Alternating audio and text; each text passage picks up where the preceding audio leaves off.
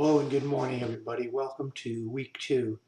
Bit of a somber mood this morning. By now, I'm sure most of you have already heard about the shootings in Las Vegas. And as some of you may know, before moving here to Oregon a few years ago, my wife and I lived in Las Vegas for the last 40 years. So we have many friends there, a lot of concern. Right now, we're still waiting to hear from so many of them to make sure they're okay. Um, so let me start there. I don't know how many of you are aware of it, perhaps from reading the first chapter or as we go along. Sociology was founded, if you will, in the mid 1800s during the Industrial Revolution, both in Europe and then later here in the United States. And it was born out of all the chaos that was caused by you had people coming from all of these small towns and villages that they and their families for generations had never left. They'd spent their entire lives within a 5 mile radius. Now all of a sudden you have millions of people flocking to these large industrial cities like London, like Munich, Berlin, all around Europe and as well in the United States, New York, Chicago, Detroit, Cleveland, all of these places. And you had such a clash, if you will, of different cultures and languages and values and beliefs and ethnicities and races and languages that out of that came total chaos in society.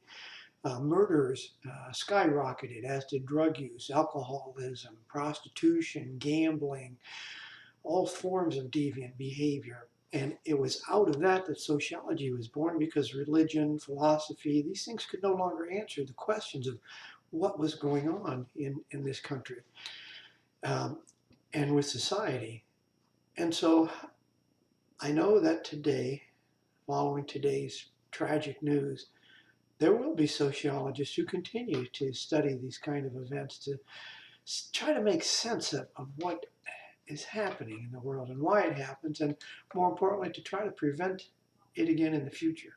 So let's switch gears here a little bit and move on. I want to welcome all of you, of course, but I see in the last few weeks we had, or the last week, yeah, we had some new students join us.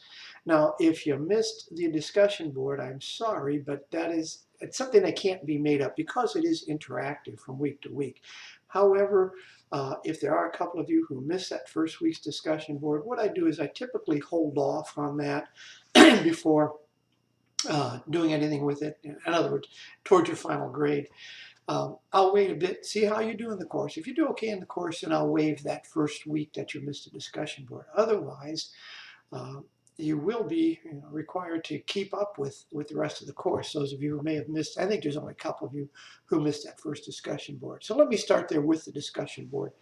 Most often what happens when students struggle with it, particularly in the first week, it's a couple of things. One, remember, your initial response to the discussion board question must be posted on or before the Thursday of that week. And your initial response must be a minimum of 2 well-written paragraphs, not just a couple of sentences, 2 well-written paragraphs. Then the next thing you need to keep in mind to complete the assignment, you must have replied or responded to at least 2 other students' posts on or before Sunday of that week. And again, your replies are expected to be 2 well-written paragraphs. So if any questions there, let me know. The quiz is also due on Sunday, on or before Sunday. The best way to do the quiz, of course, it's only 5 points. You may think, that's not a lot of points, but those do add up over the course of the term. The best way to do the quiz is to first review the PowerPoint presentation, read the reading material, and then take the quiz. You'll know everything you need to know to get 5 out of 5 on the quiz. The icebreaker. I see most of you participated in the icebreaker. It's still open if any of you want to get in there and introduce yourself to the class. Again, it's not required. It's not a graded portion of the course. It's just a way for everybody to kind of get to know each other. And like the title says, to break the ice a little bit. Okay, you do have a paper coming up yet. That's still down the road, about 5 or 6 weeks at least, I believe. But if you have any questions about that paper, please let me know. I'm always ready, willing, and able to look at a draft of a paper. If you want to float some ideas by me, that's fine too. Just make sure that you're working on it a little bit every day. Okay, so this week's discussion board is all about research. What kind of research would you do if you could? So be creative there.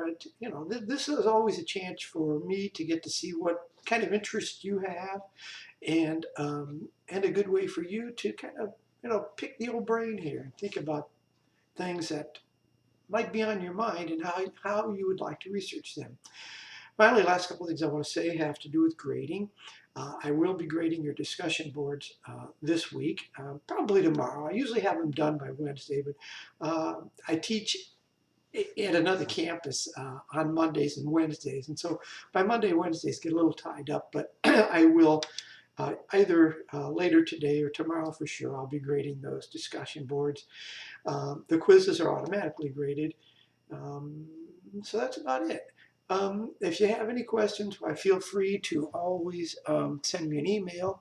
And as you probably, a few of you have seen already, I'm very quick at responding to them. So I guess I ran over just a little bit this morning. I hope you're all well. I hope you all have a good week. And I will talk to you all real soon. Thanks. Bye.